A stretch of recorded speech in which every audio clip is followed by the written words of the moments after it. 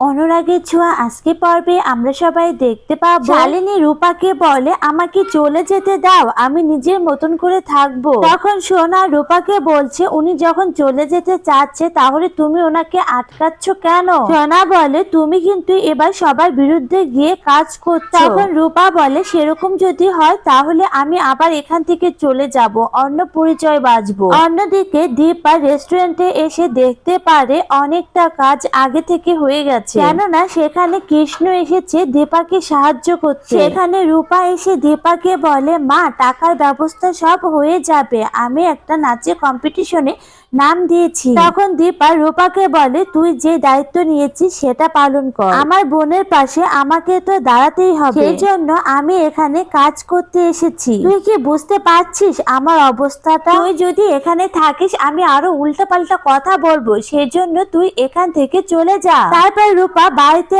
আসলে এদিকে রত্না দেবী রূপাকে টানতে টানতে বাড়ি থেকে বের করার চেষ্টা করে। আর রত্না দেবী বলতে থাকে আমার মেয়ে বাড়িতে ঢোকার আগে তুই এই বাড়ি থেকে বেরিয়ে যাবি। তখন রূপা বলে গায়ের জোরে আমি তোমাকে কোনো কিছু করতে দেব না। তারপর রত্না দেবী রূপার গায়ে হাত তুলে, এই কারণে সবাই রত্না দেবীকে অনেক কথা শোনায়। তখন রত্না দেবী বলে গায়ে খুব জ্বালা ধরেছে, আমার মেয়ে হসপিটালে পড়ে আছে। সূর্য তখন চিৎকার করে বলতে থাকে আমার মেয়েকে বাড়ি থেকে বের করে দেওয়ার আপনি কে? অন্যদিকে উর্মি বাড়িতে ফিরে এসে বলতে থাকে এই মেয়েটাকে দেখলে আমার হাত পাও জ্বলে। তখন রূপা এক জগ জল নিয়ে এসে বলে তাহলে তোমার গা হাত ঠান্ডা করে দে। তখন উর্মি উঠে গিয়ে দাঁড়িয়ে বলে যে মা বাবা মারা যাওয়ার পরে তুমি ভেবেছিলে এই বাড়িতে থাকবে, আজ তোমার এই বাড়িতে থাকার কোনো দরকার নেই, আর তোমার সঙ্গে আমিও চলে যাব। তখন দীপা উর্মিকে বলে তুই কেন চলে যাবি, এটা তো তোরও বাড়ি। তখন উর্মি বলে না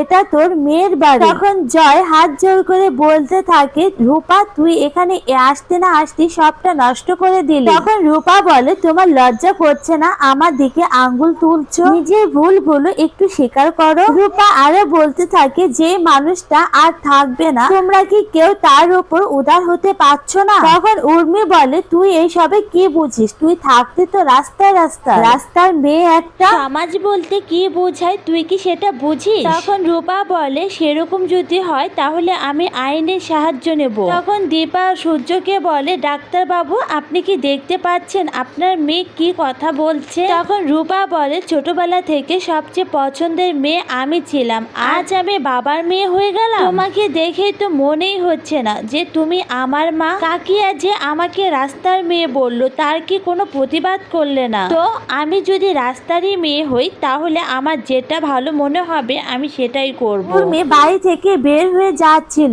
ঠিক সেই সময় লাবণ্য এসে বলে যে লাবণ্য এসে বলতে থাকে আমার মা চিরদিনের জন্য চলে গেছে, আমি কোনোদিন আমার মাকে খুঁজে পাবো না। তখন রূপা উপরে এসে দেখতে পারে আসলে শালিনী একটা চিঠি লিখে সেখান থেকে চলে গেছে। তারপর দীপা সবার সামনে চিঠিটা পড়ে, যেখানে চিঠিতে লেখা আছে লাবণ্য ম্যাডামের কাছে আপনার অনেক গল্প শুনেছি, আর রূপাকে দেখে বোঝাই যায় যে ও আপনার মেয়ে। সংসারের জটিলতা তো বুঝে না রূপা, আমি আর আপনি তো বুঝি, সেজন্য আমি এখান থেকে চলে যাচ্ছি। শুধু এইটুকুই চাই আমার মেয়েটাকে আপনার বাড়ি থেকে বের করে দিবেন না, ও যেন ওর ভাই বোনদের সঙ্গেই বড় হয়। সঙ্গে সঙ্গে দীপ লাবণ্যকে কোলে তুলে নিলে তখন রত্না দেবী চিৎকার করে বলতে থাকে দীপের কোল থেকে নামতে, আর বলে যে আমার মেয়ে সম্পত্তির ভাগ বসাতে এসেছি। আর তখন দীপ আর রূপা বলতে থাকে ও আমাদের বোন হয়।